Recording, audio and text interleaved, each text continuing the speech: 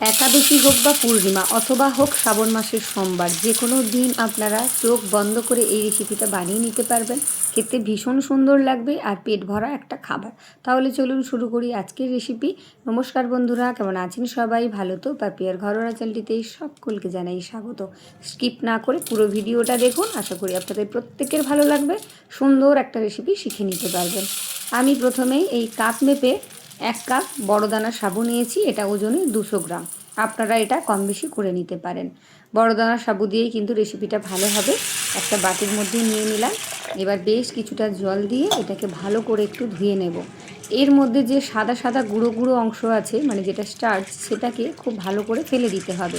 তাহলে আর কড়াইতে লেগে যাবে না রান্না করার সময়। 2-3 বার ভালো করে একটু ধুয়ে এর যে ঘোলা জলটা সেটা ফেলে দেব, যতক্ষণ না এটা একদম স্বচ্ছ একটা জল আসছে।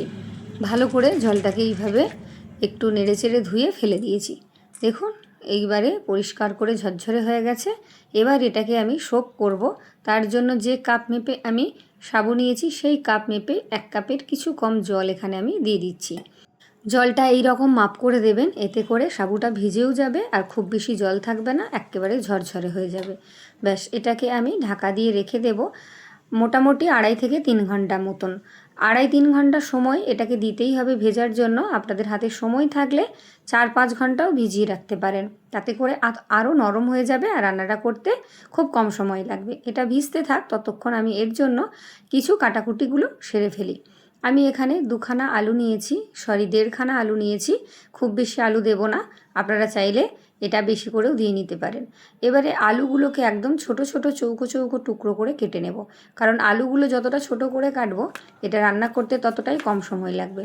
কারণ আলুগুলো যখন আমি রান্না করব তখন জল দিয়ে সেদ্ধ করব না, তাই আলুগুলো ছোট্ট ছোট্ট করে কাটলে কি হবে, খুব তাড়াতাড়ি রান্নাটা হয়ে যাবে। মানে আলুগুলো খুব তাড়াতাড়ি সেদ্ধ হয়ে যাবে আর খুব কম সময়ে পুরো রেসিপিটা রেডি হয়ে যাবে। এইভাবেই সমস্ত আলুগুলো আমি কেটে নিয়েছি ছোট ছোট টুকরো করে। এবার বাটিতে জলের মধ্যে দিয়ে দেব, কারণ আলুগুলো না হলে কালো হয়ে যাবে। আলুগুলো আমি জলের মধ্যে দিয়ে রেখেছি আর আলুটাকে একবার জল পাল্টে ধুয়ে নিয়েছি। এবার 1খানা টমেটো আমি ছোট করে টুকরো করে কেটে নেব।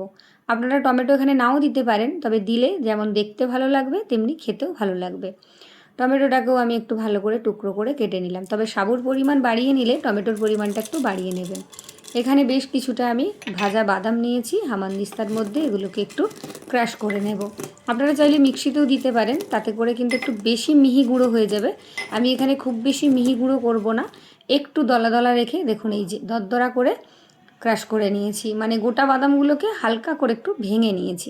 এটা রেডি হয়ে গেছে। এবার আমি যে সাবুটা ভিজিয়ে রেখেছিলাম সেটা এখানে নিয়ে নিলাম। দেখে নিচ্ছি, দেখুন একটু জল নেই, সুন্দরভাবে কিন্তু সাবুটা ভিজে উঠেছে আর বেশ ঝরঝরে হয়ে গেছে। আমি একটা আপনাদের হাত দিয়ে ভেঙে দেখিয়ে দিচ্ছি যে কতটা সুন্দরভাবে এগুলো ভিজে গেছে।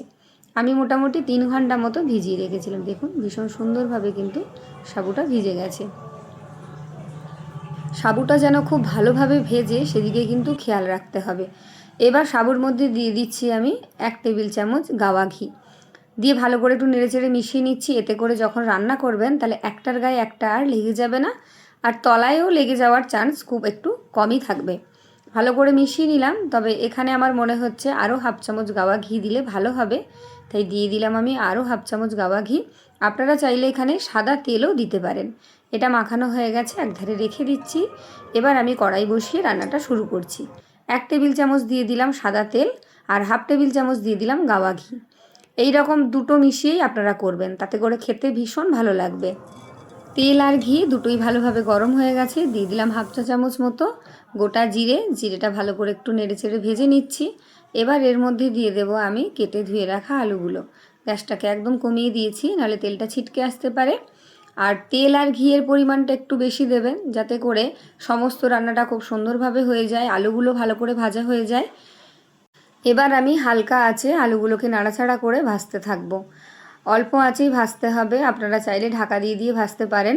সেক্ষেত্রে আলুটা যদি বেশি গলে যায় ভালো হবে না, আলুটা ভাজা হতে থাক। আমি এদিকে 3টে কাঁচা লঙ্কা নিয়েছি, কাঁচা লঙ্কাগুলো কেটে হামানদিস্তার মধ্যে দিয়ে দিচ্ছি। খুব শর্টকাট রেসিপি, খুব তাড়াতাড়ি হয়ে যায়। আর নিয়েছি এখানে আমি অল্প কিছুটা আদা। এটাকেও ছোট ছোট টুকরো করে হামানদিস্তার মধ্যে দিয়ে দিচ্ছি। আর দিয়ে দিলাম আমি বেশ কিছুটা ধনেপাতা। এবার সব কিছুকে আমি হামানদিস্তায় একটু থেতো থেতো করে নেব। দেখুন এই যে এরকম দরদরা করে থেতো করে নিয়েছি। এদিকে আলুটার মধ্যে দেখুন হালকা গোল্ডেন কালার এসে গেছে আর অনেকটাই কিন্তু নরম হয়ে গেছে, মানে 50%-এর বেশি আলুটা কিন্তু সেদ্ধ হয়ে গেছে। আরও একটু নাড়াচাড়া করে আমি ভেজে নেব যাতে আর একটু গোল্ডেন কালার এসে যায়। দেখুন আলুটা 50% মোটামুটি সেদ্ধ হয়ে গেছে। পুরোপুরি আলুটাকে আমি এই তেল আর ঘিয়ের মধ্যে ভেজেই সেদ্ধ করে নেব, আলাদা করে জল দিয়ে এটাকে আমি সেদ্ধ করব না, সেটা আমি আগেই বলেছি। এবার দিয়ে দেব আমি আদা কাঁচা লঙ্কা বাটাটা। এইভাবে বেটে দেবেন আদা কাঁচা লঙ্কা ধনেপাতা, ভীষণ সুন্দর একটা গন্ধও আসবে আর খেতেও সুন্দর হবে আর দেখতেও ভীষণ ভালো লাগবে। এবার গ্যাসটাকে একদম লো করে দিয়েছি, নিশ্চয়ই বুঝতে পারছেন আপনারা। এবার ভালো করে নাড়াচাড়া করে আদা কাঁচা লঙ্কাটা আমি ভেজে নিয়েছি। দিয়ে দিলাম 1/2 চামচ হলুদের গুঁড়ো আর দিয়ে দিচ্ছি সামান্য কিছুটা জিরের গুঁড়ো, 1 চিমটি মতন, খুব বেশি দেওয়ার প্রয়োজন নেই। এবার আলুর সাথে সমস্ত মশলাটাকেই লো আছে ভাজা ভাজা করে নেব যাতে আদা কাঁচা লঙ্কা বা হলুদের কোনো রকম কাঁচা গন্ধ না থাকে। একটু সময় ধরে এটাকে নেড়ে ছেড়ে ভাজা ভাজা করে নিতে হবে। যারা ভিডিও দেখেছেন এতক্ষণ যদি লাইক দিতে ভুলে যান অবশ্যই একটা লাইক করে দিন আর একটা হাইপ করে একটু পয়েন্ট বাড়িয়ে দিন নতুন নতুন রেসিপি আপনাদের সামনে উপহার দেওয়ার জন্য। আর যদি কেউ আমার চ্যানেলে নতুন হয়ে থাকেন, এরকম সুন্দর সুন্দর রেসিপি দেখতে চান বা আজকের রেসিপি ভালো লাগে, তাহলে অবশ্যই চ্যানেলটা সাবস্ক্রাইব করে পাশে থাকা বেল আইকনটি প্রেস করে অল করে রাখবেন। আমার ভিডিও নোটিফিকেশান সবার আগে আপনার কাছে পৌঁছে যাবে। আলুটা সুন্দর করে ভাজা হয়ে যেতেই আমি এর মধ্যে দিয়ে দিয়েছি সেই ভাজা বাদামের গুঁড়োগুলো, যেগুলো আমি অর্ধেক করে ভেঙে রেখেছিলাম। আবারও একটু কিছু সময় নেড়ে চেড়ে ভেজে নিয়ে আমি দিয়ে দিলাম টমেটোর টুকরোগুলো। ভালো করে আবারও নেড়ে চেড়ে নেব, তবে টমেটো দিয়ে খুব বেশিক্ষণ ভাজার প্রয়োজন নেই, 1 মিনিট মতন ভেজে নিলেই হবে, কারণ টমেটোগুলো গোটা গোটা থাকবে, তবে দেখতেও ভালো লাগবে খেতেও ভালো লাগবে। টমেটো যেন একদম গলে না যায় সেদিকে একটু খেয়াল রাখবেন। যদি রেসিপি ভালো লাগে তাহলে সবার মধ্যে একটু শেয়ার করে দেবেন যাতে আপনার আত্মীয় পরিজন বন্ধু বান্ধব সবাই এরকম সুন্দর সুন্দর রেসিপি বানিয়ে খেতে পারে। আলু সুন্দর করে ভাজা হয়ে গেছে, পুরোপুরি সেদ্ধ হয়ে গেছে, সমস্ত মশলাও ভাজা হয়ে গেছে। এবার আমি দিয়ে দিলাম ভিজিয়ে রাখা সাবুগুলো, সমস্ত সাবুটাই আমি দিয়ে দিচ্ছি। এবার ওপর থেকে দিয়ে দেবো আমি 2 টেবিল চামচ চিনি, যেহেতু এটা উপোসের রেসিপি আর নিরামিষ, একটু মিষ্টি না দিলে ভালো লাগবে না, তাই 2 চামচ আমি চিনি দিলাম। আপনারা যদি চান এটাকে একটু কমিয়ে নিতে পারেন বা একটু বাড়িয়েও নিতে পারেন।